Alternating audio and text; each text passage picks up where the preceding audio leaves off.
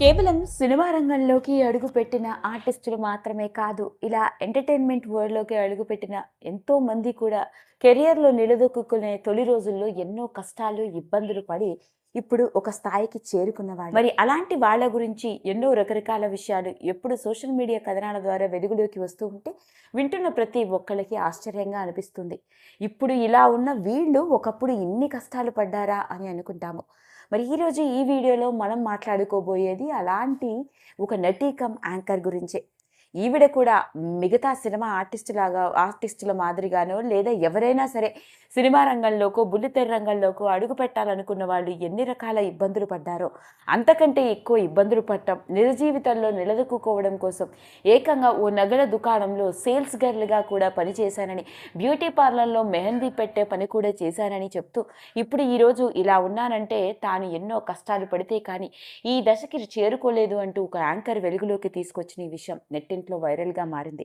మరి ఇంతకీ ఆ యాంకర్ ఎవరబ్బా అని అనుకుంటున్నారా? ఆ యాంకర్ ఎవరో కాదండి, స్రవంతి చొక్కారపు. ఈ మధ్య కాలంలో బుల్లితెర రంగంలో యాంకర్ల గురించి మాట్లాడుకుంటున్న నేపథ్యంలో బాగా మంచి గుర్తింపుని ట్రెండ్లో దూసుకెళ్తున్న యాంకర్ స్రవంతి చొక్కారపు.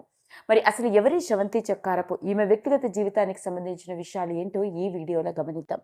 ఇక ఆ వివరాల్లోకి వెళ్ళినట్లయితే ఒక మధ్యతరగతి కుటుంబం నుంచి వచ్చిన ఆవిడ. అయితే మిగతా వాళ్ళ మాదిరిగానే చిన్నప్పటి నుంచి స్రవంతికి కూడా యాక్టింగ్ అంటే చాలా ఇంట్రెస్ట్ ఉండేదట.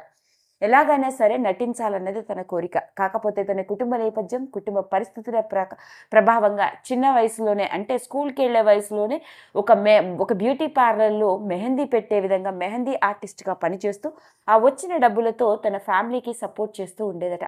అలా చిన్నప్పటి నుంచి ఫైనాన్షియల్ స్ట్రగుల్స్ని చూస్తూ వచ్చిన స్రవంతి చొక్కారపు ఓ రోజు రాజశేఖర్ గారి సినిమా అయిన మహంకాళి సినిమా షూటింగ్ చూడటానికి వెళ్ళి అక్కడ ఎంతో చక్కగా అందంగా రెడీ అయి ఉన్న స్రవంతికి అనుకోకుండా సినిమాలో నటించే అవకాశం రావడం జరిగింది.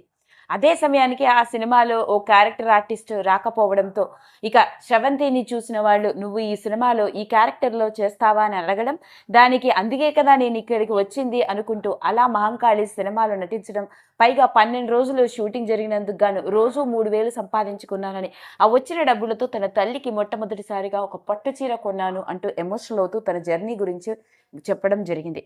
ఇక అలా స్రవంతి తెలుగు సినిమా రంగంలోకి క్యారెక్టర్ ఆర్టిస్ట్గా అడుగుపెట్టి పలు సినిమాల్లో నటిస్తున్న నేపథ్యంలోనే ఆ తర్వాత అవకాశాలు తగ్గిపోవడం, మరోపక్క పెద్దల్ని ఎదిరించి ప్రేమ వివాహం చేసుకొని తన భర్తతో కలిసి ఉంటున్న నేపథ్యంలోనే కుటుంబం సాగడం కోసం ఒక పంజాగుట్టలోని ఒక జ్యువెలరీ షోరూంలో సేల్స్ గర్ల్గా కూడా పనిచేసిందట.